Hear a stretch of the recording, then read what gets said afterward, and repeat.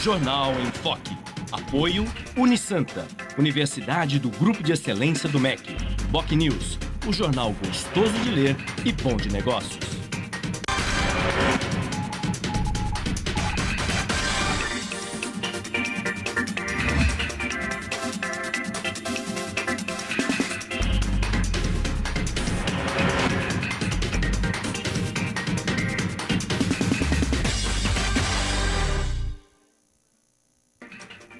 Olá, bom dia. Começa agora pela Santa Cecília TV uma nova edição do Jornal em Foque. E nesta quinta-feira, dia 21 de maio, nós estamos recebendo com muito prazer dois colegas jornalistas, dois escritores. Professor, mestre da Faculdade de Artes e Comunicação da Universidade de Santa Cecília, André Hitz, e o cartunista, também professor da FAC, Oswaldo da Costa. Vamos conhecer agora as manchetes de hoje, de jornais e sites, com a colega jornalista Cris Chalub. Bom dia, Cris. Bom dia, Chico. Bom dia a todos. Na Folha de São Paulo de hoje, Caixa corta 25 bilhões de reais do crédito para casa própria. O Estado de São Paulo, base aliada trava a votação do ajuste fiscal no Congresso.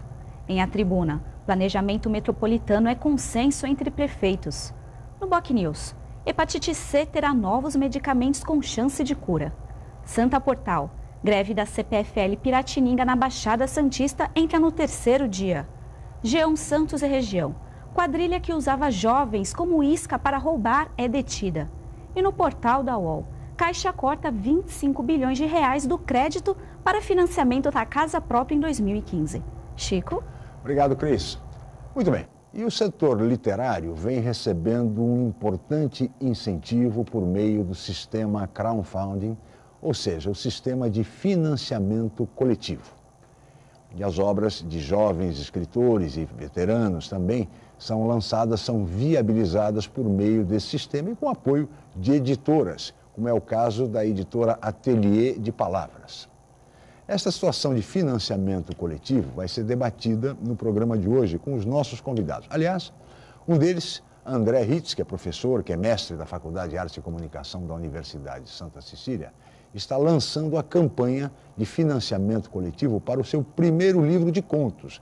Ele já escreveu diversas outras obras, mas este primeiro livro de contos, Os Caranguejos, intitulada Os Caranguejos, e cujo financiamento está começando. Já está, na verdade, há alguns dias, esse financiamento já foi lançado para que a obra seja viabilizada, seja editada pelo Ateliê de Palavras. Nosso outro convidado, o cartunista Oswaldo da Costa, também colega jornalista, participou do sistema de crowdfunding, de financiamento coletivo, mas agora o livro já está pronto e ele vai lançá-lo no próximo domingo, no dia 24, a partir das 15 horas, na sede da Pinacoteca Benedito Calixto, na Orla da Praia, aqui no Boqueirão. O livro já está pronto por meio desse sistema e chama-se O Berro da Ovelha Negra, fazendo referência a exatamente o jornal Ovelha Negra, que teve um período muito importante aqui no Brasil, no mercado editorial brasileiro. No programa de hoje, nós vamos falar, evidentemente, sobre as obras respectivas dos nossos convidados, vamos discutir esse sistema de financiamento coletivo, o mercado editorial e a literatura de um modo geral na nossa região metropolitana da Baixada Santista. Mas tudo isso vocês acompanham daqui a pouco, assim que a Cris informar a previsão do tempo e o movimento de balsas e estradas para hoje. Cris.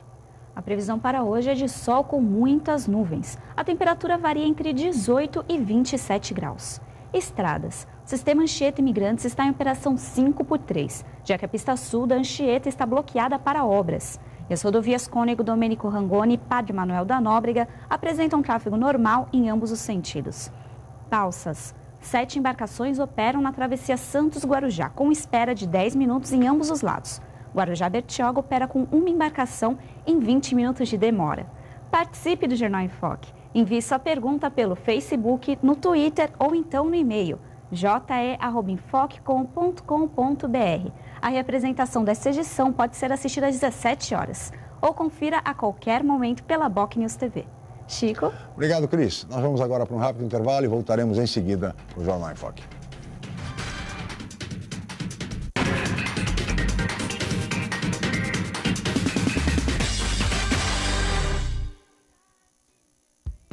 Excelência é estar entre as melhores universidades do país. É ter um preço justo, programas de financiamento e bolsas de estudo. Excelência é ter laboratórios dentre os melhores do Brasil, segundo o MEC. É prestar cerca de 2 milhões de atendimentos anuais gratuitos. Unisanta, Universidade do Grupo de Excelência, entre as 9% melhores do Brasil. Vestibular Universidade Santa Cecília. Inscreva-se já! Com novo formato, o site bocnews.com está mais interativo, dinâmico, com conteúdo ampliado e canal próprio de TV na internet. São mais notícias com credibilidade para curtir e compartilhar, em qualquer hora e lugar, seja pelo computador, tablet ou celular. Inclua o bocnews.com na lista dos seus favoritos e tenha ao seu lado a informação indispensável para o dia a dia. Jornal BocNews e bocnews.com. Experiência e inovação para bem informar. Chegou a hora de mostrar para todo mundo o seu amor pela mais briosa. Compareça ao estádio. A Portuguesa Santista precisa do seu apoio na arquibancada. Agite sua bandeira. Cante e vibre com cada gol, cada jogada. Incentive o time. A Briosa já mostrou que pode fazer história e com a sua torcida a força é ainda maior. Portuguesa Santista, a hora é agora. Mais briosa, Portuguesa Santista.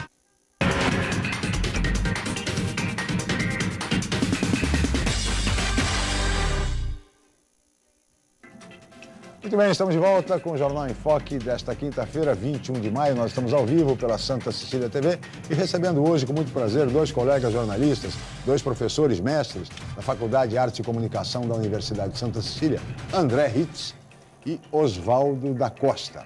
E vamos falar sobre literatura na nossa região metropolitana da Baixada Santista, começando pelo professor André Ritz, que vai lançar daqui a pouco, daqui a alguns dias, o seu primeiro livro de contos. Não é o primeiro livro da trajetória, da carreira do escritor André Ritz, mas é o primeiro livro de contos denominado Os Caranguejos e que está sendo viabilizado por meio do sistema de financiamento coletivo e será editado pela Ateliê de Palavras.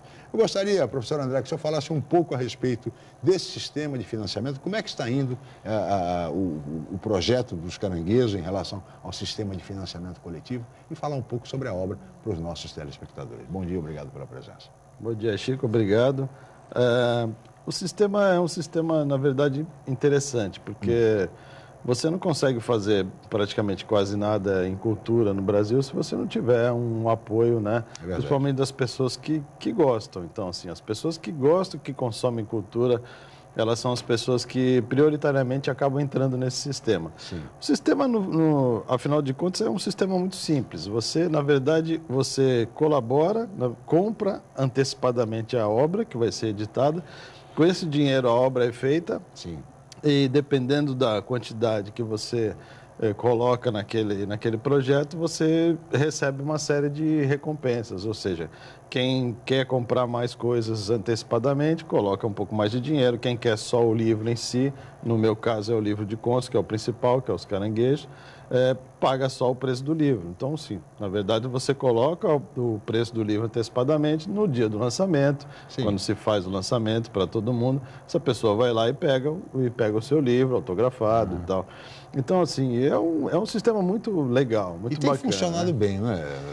Pelo menos é o que a gente observa aqui. Ele tem viabilizado bastante coisa. Assim, os números não tenho assim com precisão, mas são números que impressionam, né?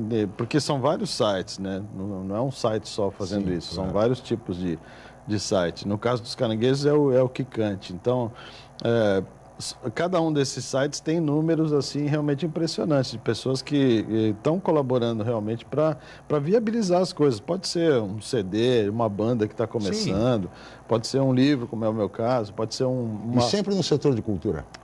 Assim, o setor de cultura é o mais forte, mas se você for navegar nesses sites, em qualquer um deles, você vai achar projetos do tipo fazer um santuário de animais dentro de uma área ecológica. Você tem de tudo, na verdade tem de tudo, né? As pessoas têm as ideias, às vezes têm o know-how, tem a técnica para fazer aquilo e o que falta? O dinheiro. Né? E às vezes o dinheiro acaba saindo realmente das pessoas amigas, das pessoas que acreditam no projeto, né? Das pessoas que acham que aquele projeto vai ter um peso, vai ter uma importância dentro daquele setor.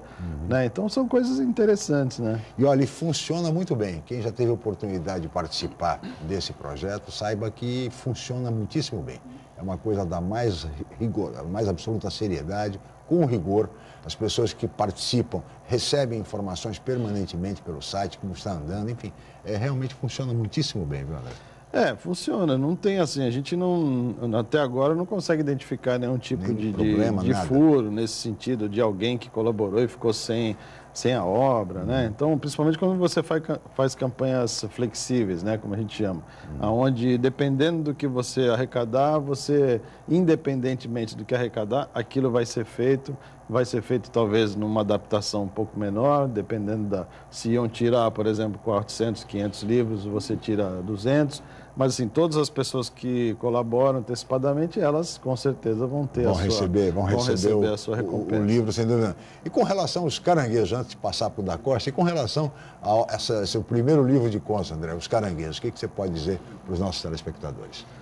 Então, Os Caranguejos é um projeto, na verdade, antigo, né? Porque eu comecei a escrever muito novo, eu comecei a escrever entre 14 e 15 anos, ou seja, eu tenho hoje quase 40 anos de escrita, é bastante tempo. Então tem muita coisa arquivada. Tem muita coisa. Então, a ideia justamente foi isso, você pegar toda essa produção, que é a produção praticamente de uma vida, né? E você dá maior visibilidade a ela, porque só quem conhece são poucas pessoas, alguém da família, um amigo mais próximo e tal. Sim. E aí o Ateliê de Palavras chegou e falou, vamos editar, vamos colocar isso aí num livro, para que mais pessoas possam ter acesso a isso e tal. E é uma ideia bacana, porque a gente sabe que a gente vai embora, mas a obra continua aí, Sem né? dúvida, Então, ela fica. É um registro bom por causa disso. Né? E está indo bem a campanha? Então, a campanha está indo bem. Começou recentemente, né, André? Começou uns 22, 23 dias. Né? Agora faltam cerca de 37 dias, ela tem 60 dias. E ela poderia estar indo um pouco mais rápida, mas assim, a gente sabe que as coisas no momento não são muito favoráveis, mas ela está indo e de ontem para hoje ela deu uma boa crescida, então a gente deve estar chegando até o final dessa semana em 26%, 27% da meta, o que não deixa de ser uma coisa legal. Sem dúvida. Né? Tá então, indo bem. eu queria passar aos nossos telespectadores de que forma eles podem contribuir com a obra do professor André Ritz, Os Caranguejos. Ao site que é o www, não é isso, André? .quicante.com.br/caranguejos. É isso mesmo. Então, já está no nosso site, então eu vou repetir, www.quicante.com.br/caranguejos. Dessa forma, é só entrar nesse site e aí verificar de que maneira pode colaborar, pode contribuir para essa obra do professor André Ritz, Os Caranguejos, seu primeiro livro de contos. E que daqui a uns 40, 50 dias vai estar sendo lançado, certamente, né, André? Com certeza. Muito bem. Eu queria falar agora com o Oswaldo da Costa, cartunista, colega jornalista, professor, mestre da Faculdade de Artes e Comunicação da Universidade de Santa Cecília. E depois de uma campanha também semelhante, por meio do sistema de financiamento coletivo, o sistema crowdfunding, vai lançar neste domingo, dia 24, é isso mesmo, isso, né, da Costa? É isso daí, domingo está chegando. Está chegando a hora, livro, né? O Berro da Ovelha Negra. Aliás, a camiseta do Da Costa é a camiseta O Berro da Ovelha Negra. Se puder focalizar, está aí, né, André? O Jodo. É O Berro da Ovelha Negra, o livro do professor Oswaldo da Costa. Fala um pouquinho sobre o livro, professor. A ideia desse livro, quer dizer, bom dia para todo mundo, assim, a ideia dele seria como se fosse um presente para a cidade, né, por causa de um filho ilustre. Mas a ideia nasceu mesmo assim, foi de salões de humor, né, que todo mundo sempre conversava sobre jornais, não tinha espaço assim, alternativo para publicar e o pessoal sempre comentava da Ovelha Negra. Os mais velhos contavam alguma história meio por cima, falando como é que era o jornal, o editor era o Jean André, e os mais novos não têm ideia. Jean André, aqui de Santos. E o Jean André, o filho ilustre, ele editou esse jornal em São Paulo, né? Então a carreira dele começou na Tribuninha, ele lançou em São Paulo. E esse jornal foi 8 números de 76 a 77. Então ficou mais na memória. O pessoal novo sempre comentava no salão, pô, você lembra desse jornal, se você viu alguma coisa? Aí eu já estava pensando em fazer um mestrado, né? E dentro dessa área, da arte, da Belas Artes, ou então na área de humor gráfico. Aí fiquei uns 5 anos mais ou menos estudando, fazendo bastante leitura. Aí reencontrei o Jean André no encontro que teve de cartunistas em São Paulo, e conversando com ele, aí um salão de humor aqui em Santos, aí que deu o estalo da ideia. conversando com a Sônia Luita, que é outra doutora na área de quadrinho e humor gráfico, e conversando, pensei, pô, eu podia trabalhar com esse jornal. Aí comecei a sair a campo. Foi difícil achar os números, né? Sim. Porque praticamente tudo perdido, né? Então ainda tenho 4 números comigo, 2 eu achei em sebo, né? E o pessoal emprestou e já quer no outro dia de volta já, né? Porque quem tem assim guardou e geralmente são alguns que participaram, né? Sim. Então aí eu empenhei mesmo assim de construir essa história, né? Aí eu estava pensando em publicar o livro, conversando com o Marcão, e quando ele falou da editora, ele, pô, tem interesse em publicar? Eu falei, lógico, né? É um documento interessante. Ateliê de palavras do colega jornalista Marcos Vinícius Batista. Aí eu achei que é interessante, porque na realidade ele é um documento, né? Assim, para mim foi muito legal ter feito e ter estudado essa área, né? Da história do humor, história da imprensa alternativa, né? Como é que ela foi no Brasil. E fechar no Ovelha Negra e na história do Jandré, uma pequena história dele, né? Então, legal, quer dizer, depois da batalha aí, o sistema de financiamento coletivo funcionou, mais um caso, né, professor André, de êxito desse sistema, enfim, da editora Ateliê de Palavras. E o Da Costa está lançando neste domingo, dia 24, na Pinacoteca Benedito Calixto, aqui no Boqueirão, na Orla da Praia, a partir de 15 horas, o Berro da Ovelha Negra. E também vai, quer dizer, o lançamento, além do lançamento do livro, né, há também uma exposição, né? Isso, porque quando eu estava terminando o mestrado, conversando com os professores, os orientadores lá da universidade, o pessoal falou, pô, você podia estender isso para um livro, né, que é um livro que é publicável. Aí eu pensei na exposição mesmo, de materializar ela, um suporte mesmo para uma exposição e mostrar a parte documental dele, a parte interna do jornal, como é que funcionava. A divisão de categorias, né? Tinha sessões de humor, assim como, por exemplo, humor sem passaporte, tinha participação de estrangeiros, né? Tem até o Tchumi-Tchumis, né? Um cartunista espanhol que influenciou a linha estilística do jornal, que seria humor rancor, né? Uma coisa assim, ligada mais ao humor negro por causa do período. Aí fiz a contagem, deu quase 600 cartoons dentro dos 8 números, né? E o que predominou mais foi o humor negro, mais por causa do... Humor e repressão ficou em segundo, né? Então, tem essas categorias que tem educação, indústria cultural, meio ambiente também. A pena toda é que, como é que fala, o jornal ano que vem faz 40 anos, né? E olhando por ali, a gente vê que não mudou muita coisa no Brasil, em termos de segurança, trabalho, educação, praticamente está a mesma coisa. As piadas são as mesmas ainda, os cartoons ainda se publicar... O país da piada pronta continua. Tá lá, é só abrir o livro que tem alguns cartões aí, porque é impossível publicar 600 cartões. Primeiro eu teria que procurar todos os artistas, né? Sim. Para pegar a autorização deles. Então, o que eu trabalhei mais foi só dentro do jornal, né? Fazendo mais ou menos, mostrando como é que ele era distribuído e como é que ele era feito, assim, a confecção dele.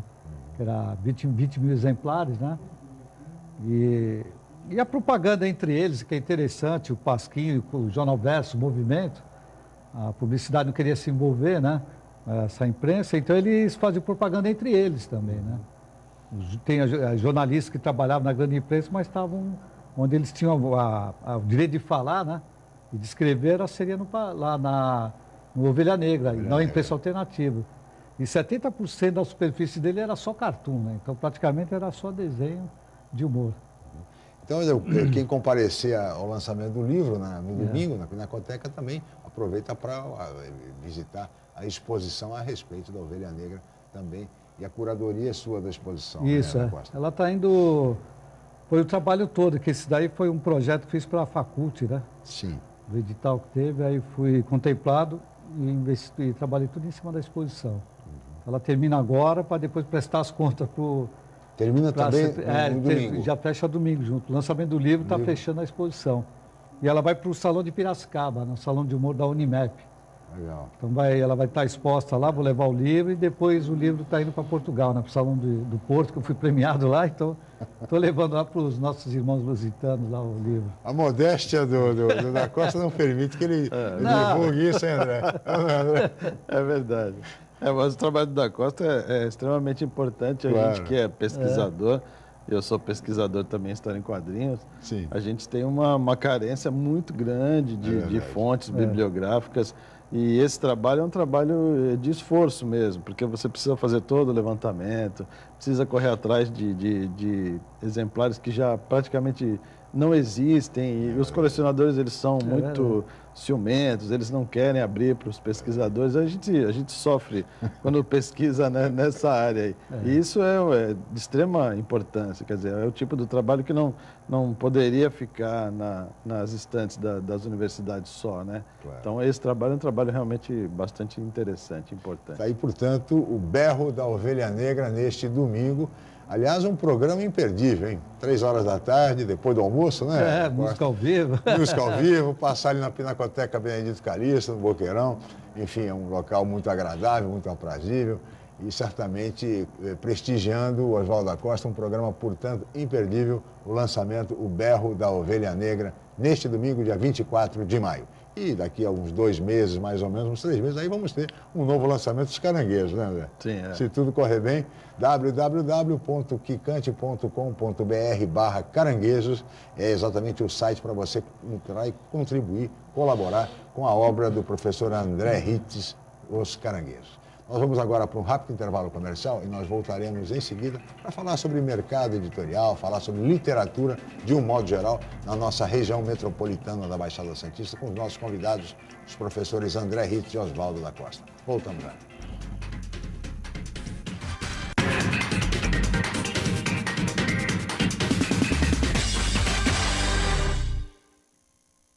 Academia Unisanta.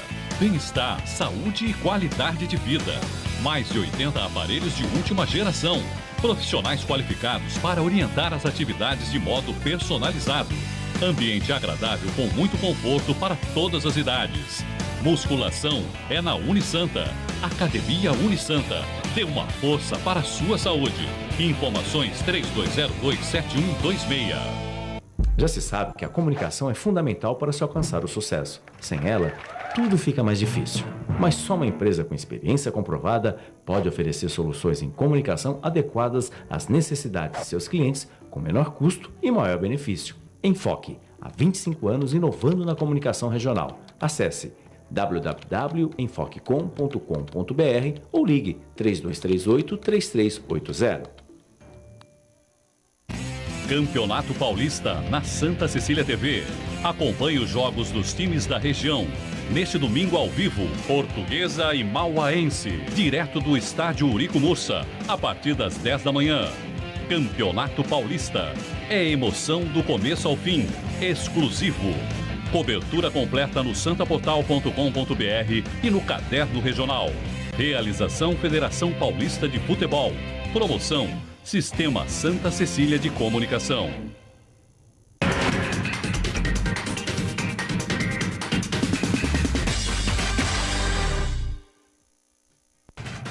Muito bem, estamos de volta com o Jornal em Foque desta quinta-feira, 21 de maio. Nós estamos ao vivo pela Santa Cecília TV e recebendo hoje com muito prazer 2 colegas jornalistas, 2 professores e mestres da Faculdade de Arte e Comunicação da Universidade de Santa Cecília, André Ritz e Oswaldo da Costa. Eu gostaria de, neste bloco, André da Costa, conversar um pouco a respeito desse momento literário aqui na região. Se vocês consideram como um momento criativo, apesar de todas as dificuldades, enfim, embora existam sistemas alternativos, como o de financiamento coletivo, mas de qualquer forma, como é que você vê o momento literário hoje na nossa Baixada Santista, André? Criativo? Eu acho que sim, eu acho que Santos sempre teve essa vocação, né? O Santos tem várias vocações assim dentro da cultura. Teatro, sim, literatura sempre foram coisas muito fortes, né? Sim. O que a gente sente falta nos últimos anos, e não é só aqui, mas em todos os lugares, principalmente a ausência dos concursos, por exemplo, literários, sim, né? Então você tinha muitos concursos que eram concursos importantes, alguns ligados a empresas, outros ligados a publicações, até revista masculina nos anos 70, 80 tinha concurso de conto. Então, e vários autores importantes que hoje são grandes nomes da literatura brasileira apareceram nesses concursos. Sim. Né? Roberto Drummond, o Rubem Fonseca, são caras que foram revelados em concursos de contos, concursos literários.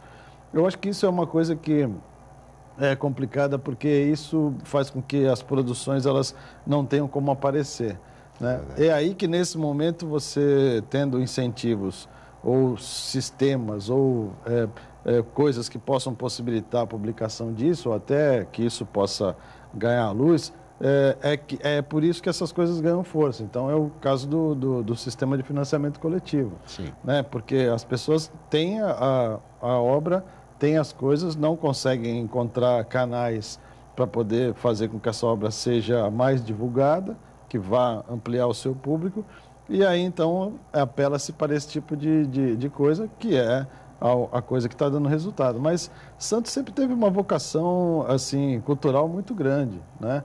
O próprio G. André aqui foi um nome super importante, que é o nome, um grande nome por trás da Ovelha Negra.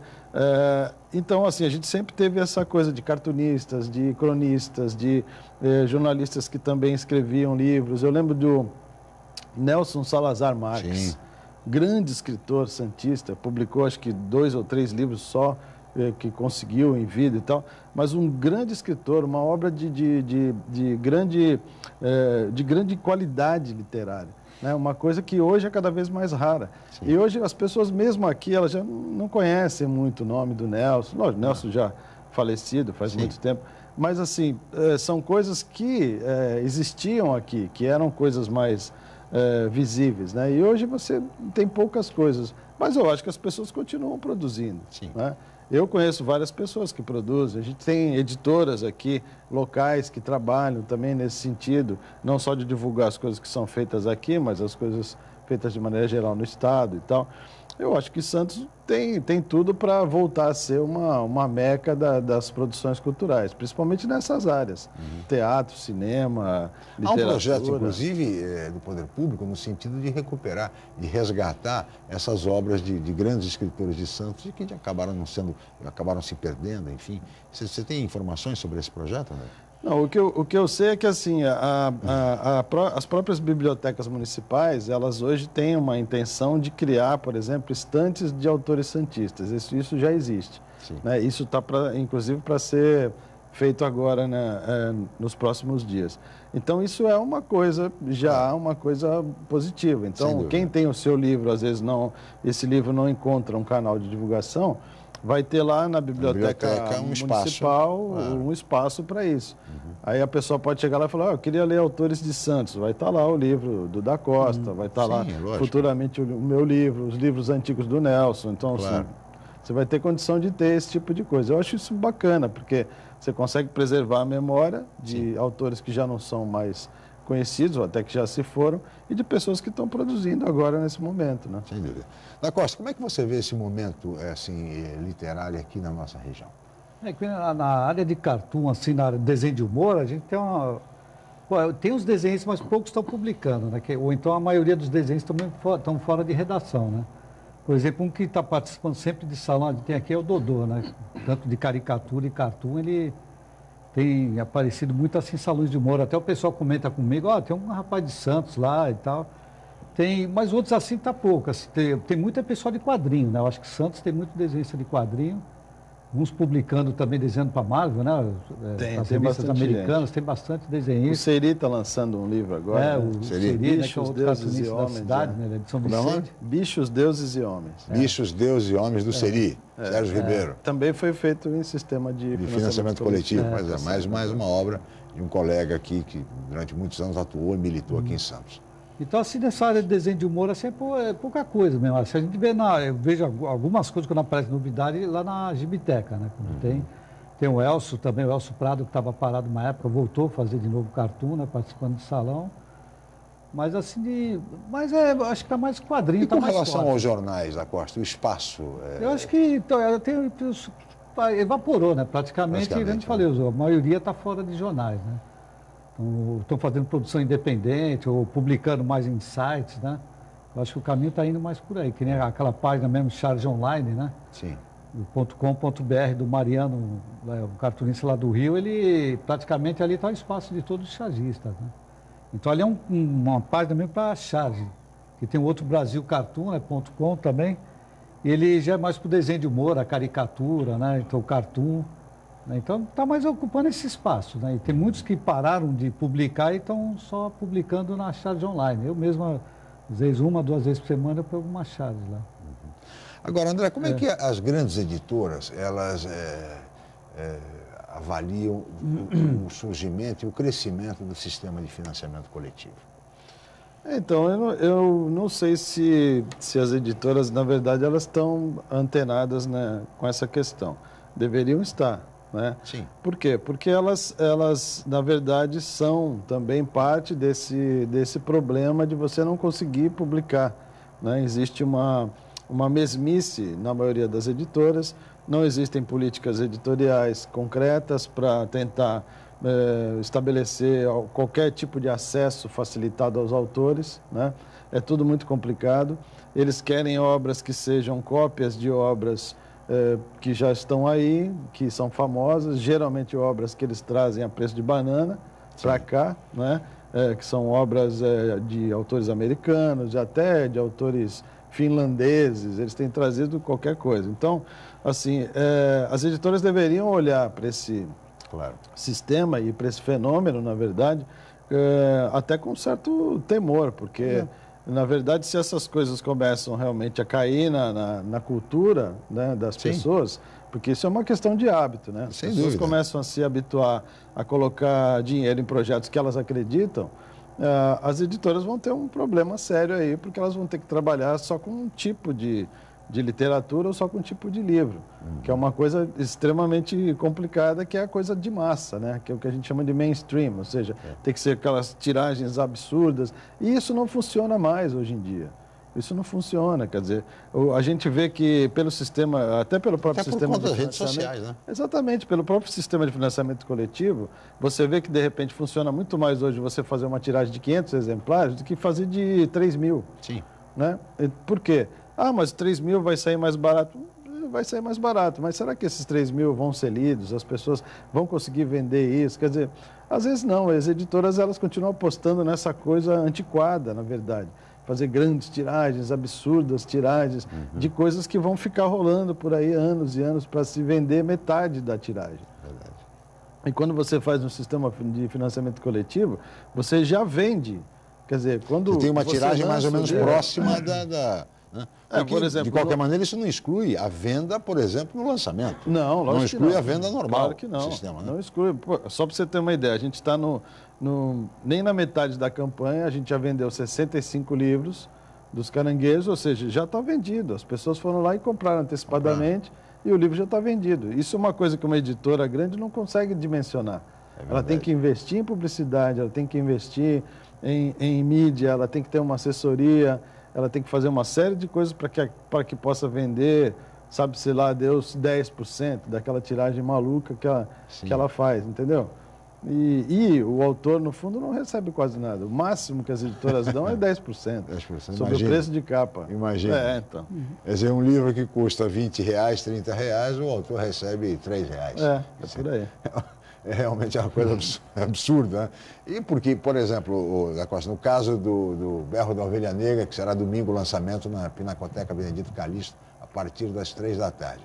A par daqueles que já contribuíram e colaboraram com a obra por meio do sistema de financiamento coletivo, qualquer pessoa pode ir ao lançamento e adquirir o livro. Sim, pode ir lá e de repente pode ganhar até uma recompensa ali na hora. Mas não exclui a venda tradicional. Sim, vamos estar lá vendendo o livro, além de entregando para o pessoal que já teve a compra antecipada. Né? E o livro, aí na hora, quanto é que vai custar? Qual é o preço do livro? O preço de capa está R$30. R$30. Tá, veja bem, R$30. Qualquer pessoa pode ir, portanto, e adquirir o livro. Uma questão do livro no Brasil também é muito caro, né? A gente comprar livro. Sim.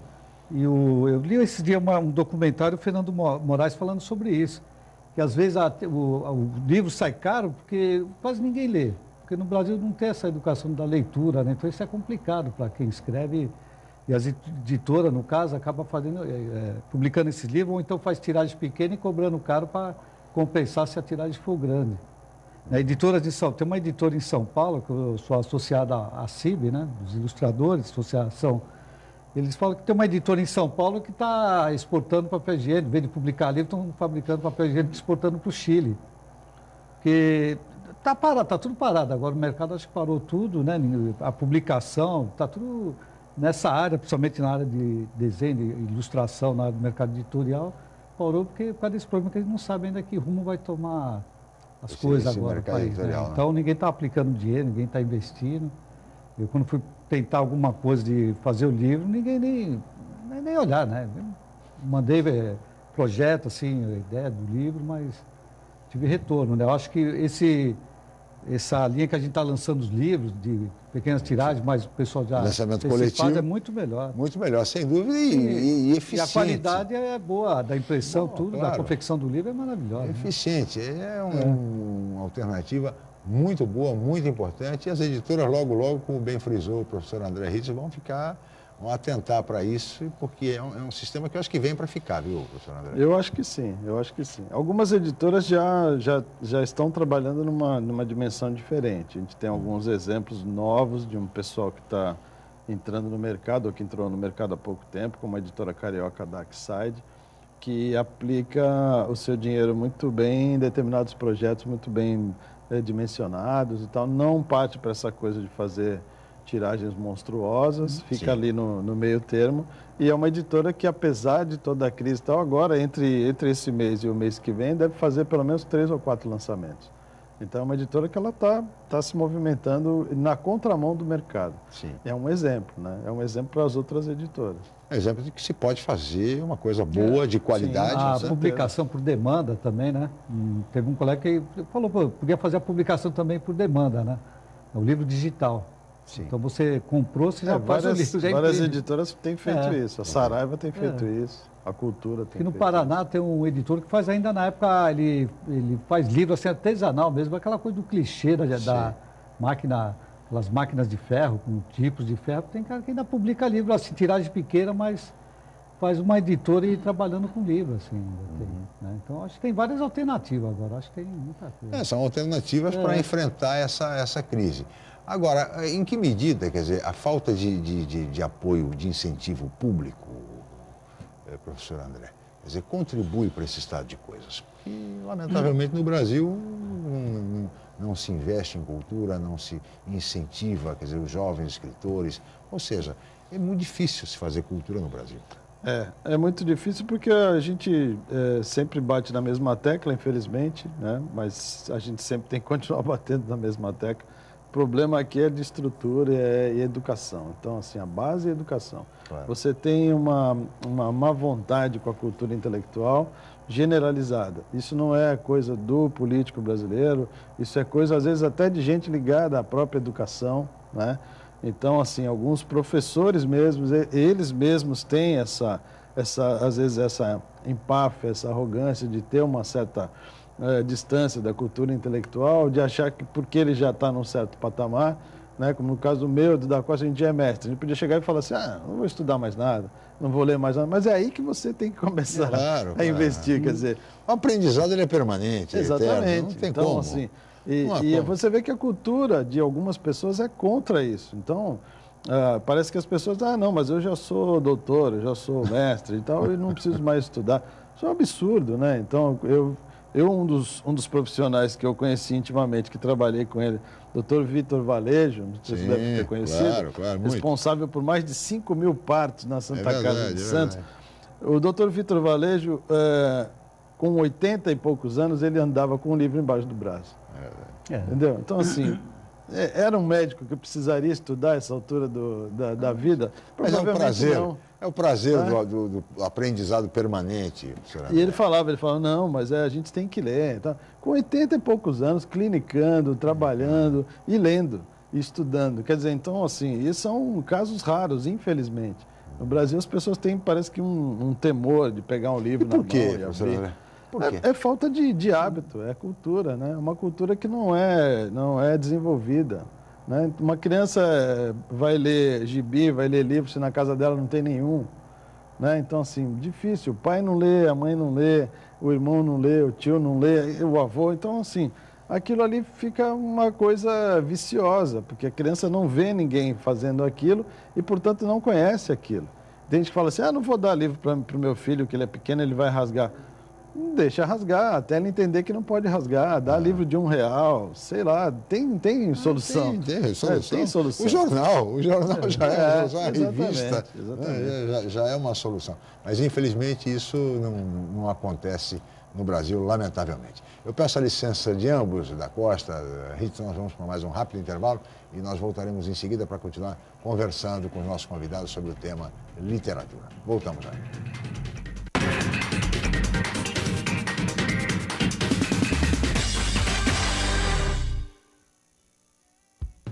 Excelência é estar entre as melhores universidades do país. É ter um preço justo, programas de financiamento e bolsas de estudo. Excelência é ter laboratórios dentre os melhores do Brasil, segundo o MEC. É prestar cerca de 2 milhões de atendimentos anuais gratuitos. Unisanta, Universidade do Grupo de Excelência, entre as 9% melhores do Brasil. Vestibular Universidade Santa Cecília. Inscreva-se já! Com o novo formato, o site bocnews.com está mais interativo, dinâmico, com conteúdo ampliado e canal próprio de TV na internet. São mais notícias com credibilidade para curtir e compartilhar, em qualquer hora e lugar, seja pelo computador, tablet ou celular. Inclua o bocnews.com na lista dos seus favoritos e tenha ao seu lado a informação indispensável para o dia a dia.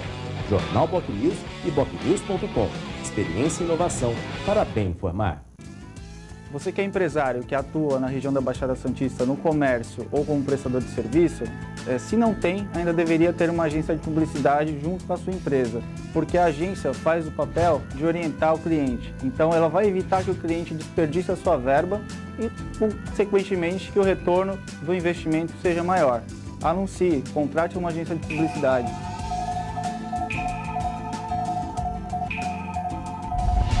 Sistema Santa Cecília de Comunicação.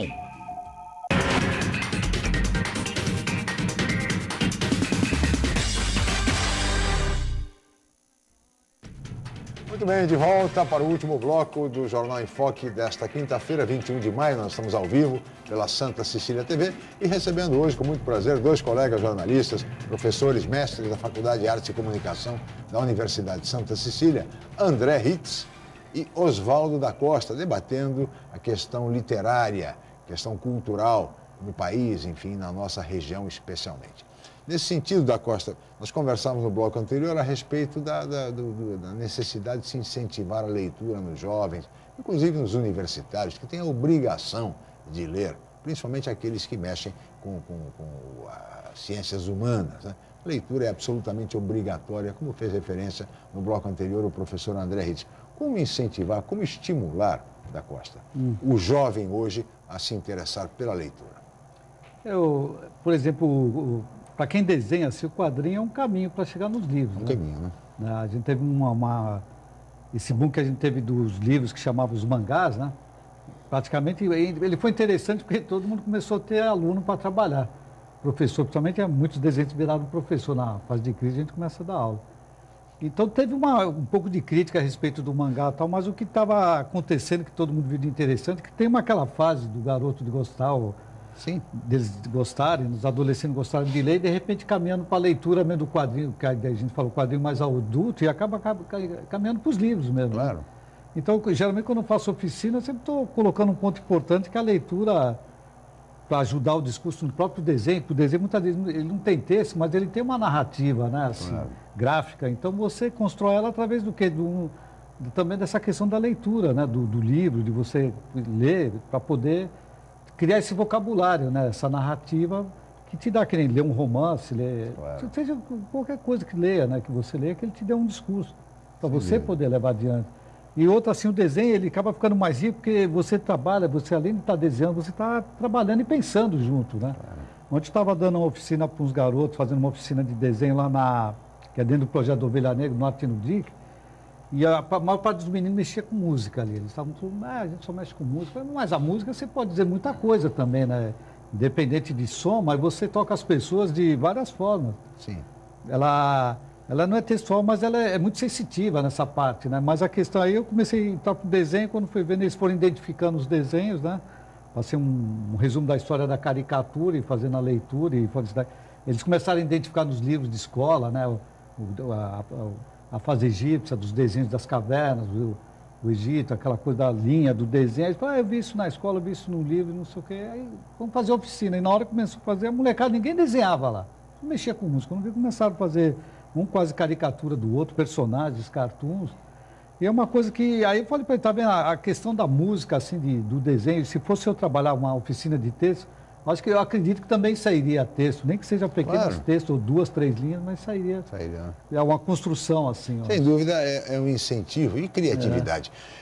O gibi é o melhor caminho para iniciar a juventude, quer dizer, a criança? É o melhor caminho, professor André? É um dos caminhos, eu acho. Eu não sei se é o melhor, mas eu acho que é um dos caminhos. Porque eu acho que há uma diferença muito grande entre as duas coisas. Então, o livro é uma coisa completamente diferente do gibi, né? Os dois têm as suas dificuldades. A leitura do gibi envolve vários níveis de decodificação, de discurso. Ele precisa entender o desenho, precisa entender o balão, porque cada balão diz uma coisa. Precisa entender as onomatopeias que são usadas. Ele precisa entender a sequência. Tem gente que não consegue ler história em quadrinho porque não entende a sequência, né? Então, assim, parece fácil, mas não é muito fácil. E o livro é talvez a mídia mais exigente que existe. O livro ele é tão exigente que você mesmo, sozinho, no silêncio, concentrado, você mesmo atrapalha a sua leitura às vezes. Basta que uma palavra do texto remeta a alguma coisa que você viveu, está pensando, e você perde lá 2, 3 páginas que você leu e não sabe o que leu, né? Então é realmente uma mídia muito mais difícil do que a mídia da história em quadrinho. A história em quadrinho é difícil, não é fácil, mas é muito mais fácil do que o livro. Então eu não sei se esse caminho é um caminho natural. Às vezes eu vejo isso como um caminho natural e às vezes não. Depende muito de cada um, né, também. Depende muito de cada um. Tem crianças que, no passado, eu lembro que as pessoas liam muito gibi, enfim. Hoje em dia eu não vejo tantas crianças com então, gibis. A diferença é o seguinte, comum, né? As crianças liam gibi porque gostavam de ler. Sim. E o gibi não era como é hoje. Então, assim, não existia balão, por exemplo. Você tinha texto, eram textos. Sim. Era quase um livro ilustrado. Então, aí você tinha um caminho natural de passagem de uma mídia que era semelhante ao livro para o livro, o próprio livro. Sim. E os livros infanto-juvenis, eles traziam ilustrações, né? Então, vários ilustradores ficaram famosos fazendo ilustrações das obras de Monteiro Lobato, né? Então, assim, o próprio Belmonte fez várias ilustrações. O Belmonte é um cartunista famoso e tal. Lanzelotti, vários caras que fizeram ilustrações. E até hoje as ilustrações deles estão por aí, em algumas edições. Então, assim, era uma coisa semelhante. O gibi, a revista em quadrinho, começou a se distanciar disso completamente à medida em que foi se sofisticando na sua técnica, na sua linguagem, na criação de novos balões, de novos sistemas de decodificação visual. Hoje você tem gibi feito com aquarela, com colagem, né? São coisas completamente diferentes daquilo que a gente chamava de gibi antigamente. Inclusive algumas pessoas falam assim, mas você não pode chamar uma graphic novel de gibi, né? Mudou até de nome, quer dizer, é novela gráfica. Novela gráfica. Então graphic novel. É uma distância completamente assim grande entre uma coisa e outra. Eu acho que são duas experiências diferentes, as duas têm que ser estimuladas de maneira diferente, e o problema do livro realmente aqui no Brasil é que ele é pouco consumido, é pouco lido, as pessoas não têm a predisposição para ir buscar o livro, né? Então a gente tem aí dados estarrecedores que foram revelados ultimamente de que pelo menos 70% da população ano passado não leu um único livro. Então isso é muito complicado, né? Você não muda isso assim do dia para a noite. 70%, é um número realmente altíssimo. Na minha pesquisa, quando fui assim, trabalhar em cima do Jean André, que ele começou na Tribuninha, né? Sim. Então eu conheci os primeiros números da Tribuninha, desse tabloidezinho do Infanto Juvenil, e realmente o editor, que era o tio, ele conhecido como Tio Leto, né? O Anleto Rosato. Rosato. Praticamente os meninos e as meninas que participavam, eles construíam o jornal, eles escreviam um texto que tinha orientação dele. Ali a página dos nossos desenhistas, né, que eram então, as crianças que colaboravam. Além de ser criativo, você via os meninos assim, com a máquina fotográfica, explicando para ele, ele fazia umas fotos, quer dizer, eles faziam o jornal. Sim. Eu acho que é um período também que a gente aprendia com o jornal, né? Tantos desenhistas assim, muito aprenderam observando os desenhistas de jornais, uma ilustração, as charges, né, as tiras de jornal. E esse jornal, você vê mesmo que o perfil dele era de um jornal feito por garotos mesmo, para essa faixa de idade que era a Tribuninha. De 63 ele ficou até 67 no jornal. Então eu achei o primeiro desenho dele com 12 anos e a carreira dele todinha se construiu em cima de tabloides. Até hoje ele tem um tabloide, né, ainda. Então a escola dele foi um jornal, praticamente ali, o dia a dia de fechar o jornalzinho, né? semanal, eles participavam de fazer matéria, escrever. Né, que hoje eu acho que já é mais difícil, você não tem, né? Praticamente não tem mais esses pequenos jornais, né? Até as escolas antigamente estimulavam isso nos alunos. Né? Vamos fazer um jornalzinho da classe. Claro. Fazer um jornalzinho do núcleo de moral e cívica, do núcleo de educação física. Quer dizer, essas coisas não tem mais também, né? A internet matou um pouco essas práticas que eram práticas de colar, né? Cortar e colar de verdade. E de não você cortar e colar com o mouse, né? Pesquisar e consultar livros. Quantos trabalhos de alunos eram feitos, por exemplo, nas bibliotecas municipais? Exatamente. Hoje em dia, eu faço eu trabalho com oficina de costurar livro também. Um bloco de desenho vira um livro. E o pessoal com esse hábito de nem manusear livro, quando eles pegam um livro que eles mesmos confeccionaram, costurar, eles ficam impressionados. Pessoas de idade falam, eu vou guardar minhas receitas, fazer um livro, que vem de ficar espalhado, não tem mais o hábito do livro. Não tem mais. Você ensinar eles a costurar um livro já é um negócio impressionante. Vou escrever meus poemas, vou escrever minhas coisas aqui. Vários tipos. Os meninos usam para desenhar, né, que eles falam um livro de esboço, né? Sim. Na oficina ontem mesmo, os meninos, não sei desenhar, não sei fazer nada. Não terminou, eles perguntaram se eu ia voltar de novo, porque eles gostaram de ficar desenhando e mexendo com lápis de cor. Coisa simples, materiais simples, papel. Né? Muito bem, senhores, nós já estamos aproximando do final do programa. E, André, para terminar, qual é a receita para o setor cultural no Brasil? Gestão, recursos públicos, ambos, enfim, criatividade. Qual é a receita? Eu acho que a primeira coisa é respeito. Eu acho que existe pouco respeito com a cultura no Brasil. Né? Isso de parte geral. Então, o poder público, então, não se fala. Nem se fala. Eu acho que essa questão é primordial, porque eu acho que a partir daí você começa a ter a vontade de buscar recursos, você começa a ter a vontade de se capacitar para fazer uma gestão boa, eficiente, entendeu? Então, acho que assim, enquanto não houver respeito, enquanto a cultura for olhada como uma coisa que nem voto dá, vai ser muito complicado. A última dotação da fila orçamentária, o que sobrou, o que é que sobrou aí? Pois é, exatamente. Isso é complicado. Mais ou menos isso, né? Da Costa, bom, estamos chegando ao final e eu queria aqui aproveitar esses 2 minutinhos, deixar um minutinho para você convidar os nossos telespectadores para que participem do lançamento do Berro da Ovelha Negra. O domingão, a gente está esperando o pessoal depois do almoço, relaxar, dar uma volta no jardim, e sair com uma ovelha debaixo do braço, né? E música ao vivo. E música ao vivo. O berro, é muito interessante. Esse berro, as pessoas que não participaram do sistema de financiamento coletivo podem comparecer, evidentemente, isso não exclui a presença de todos. R$30, o Berro da Ovelha Negra, de Oswaldo da Costa, neste domingo, imperdível, hein? Domingo, dia 24, a partir de 15 horas, na Pinacoteca Benedito Calixto. Obrigado, viu, da Costa, pela presença, mais uma vez. Eu queria agradecer também ao professor André Ritz, que daqui a alguns meses vai estar lançando os caranguejos, não é isso, André? Obrigado, viu, André? Obrigado. Obrigado, professor André Ritz, obrigado, professor Oswaldo da Costa, os nossos convidados de hoje. Agradeço também a Cris e a toda a equipe. E especialmente a você, telespectador, pela atenção e pela audiência. Amanhã nós estaremos de volta em mais uma edição do Jornal em Foque. Mais uma vez, muito obrigado e até amanhã.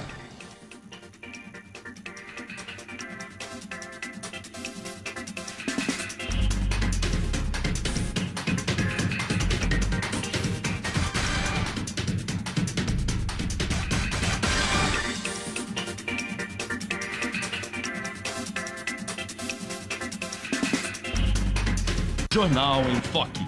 Apoio Unisanta, Universidade do Grupo de Excelência do MEC.